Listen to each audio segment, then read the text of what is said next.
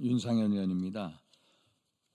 저는 지난 20일 트럼프 대통령의 취임식에 참석차 한미 간의 네트워크 강화를 위해 국회 외교통일위원회 방미단 일원으로 워싱턴을 다녀왔습니다.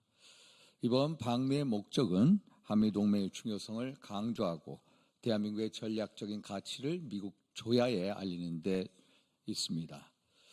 방미 기간 동안 저는 한미동맹 강화와 한미일 3국 간 협력의 중요성을 알리는 데 주력했습니다. 대한민국의 전략적 가치를 재조명하며 대한민국이 동북아시아와 글로벌 외교 무대에서 차지하는 핵심적인 역할을 강조했습니다. 방미 기간 동안 미국 내 주요 정치 인사 또 싱크탱크 관계자들과의 만남을 통해 대한민국의 현재 정치, 경제 상황 등 전국 상황도 설명하였습니다. 어느 의원은 민당의 입법 폭주, 탄핵 폭주로 국정이 마비되는 상황을 이미 잘 알고 있다고도 했습니다.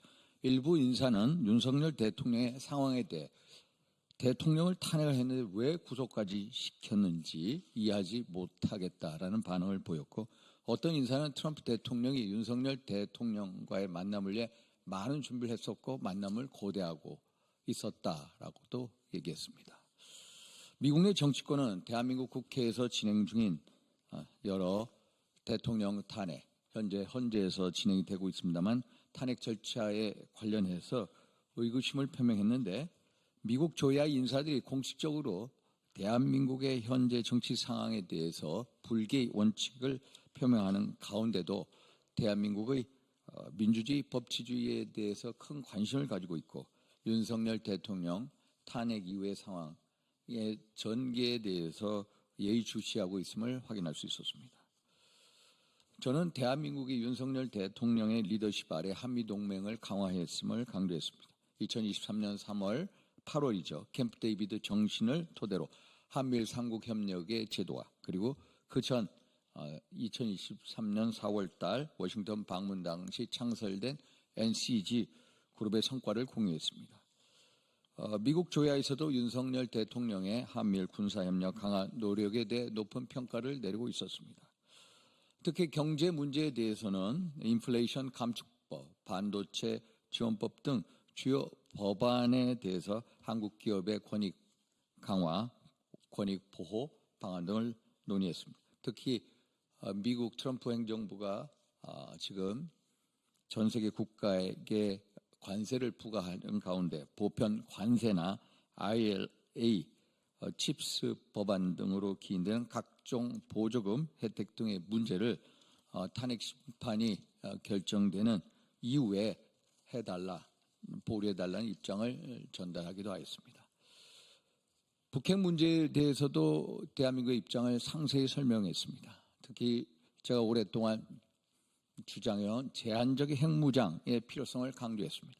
아시다시피 피트 헤그세스 국방부 장관 후보자에 의해서 또 트럼프 대통령도 북한을 핵보유국, 뉴클리어 파워로 지칭하는 발언을 하는데, 북한 핵 문제가 비핵화 협상이 아닌 미북 간의 군축 협상으로 전환될 가능성을 지적하고 이러한 변화가 한반도 안보 상황에 미칠 영향을 강조했습니다. 특히 북핵 협상이 북한 비핵화가 아니라 북핵 동결로 가게 되면 대한민국에는 큰 재앙이, 악몽이 될 것이고, 이에 따른 한국의 제한적 핵무장의 필요성을 누누이 강조했습니다. 그동안 엘브리지 콜비 국방부의 정책 차관, 그리고 제임스 리시 상원 외교위원장, 라저 위커 상원 군사위원장 등은 한국의 핵무장 인용을 하자, 또 아니면은 한반도 미국의 전술 핵무기를 배치하자고 주장을 해오던 입장을 가져왔습니다만, 이러한 의견에 대해서 미국 측 인사들에게도 이러한 의견이 있음을 설명하고 우리의 입장을 피력을 했습니다. 이 밖에도 미국 조야에서 그동안 윤석열 정부의 외교 정책, 한미일 삼각협력에 대한 높은 기대를 가지고 있었음을 다시 한번 확인했습니다. 한미동맹은 단순한 군사동맹을 넘어서 자유와 민주주의라는 가치를 공유하는 중요한 파트너십임을 다시 한번 재확인했으며 이번 방미는 향후 한미동맹 강화, 대한민국의 국제 역할 확대를 위한 기반을 가진 뜻깊은 시간이었습니다. 앞으로도 계속해서 한미동맹 강화 또 한미일 협력을 증진시키고 북핵 문제 해결 그리고 한반도 안보 강화를 위한 대한민국의 입장을 미국 조야 세계에 알리는 데 최선을 다하겠습니다. 감사합니다.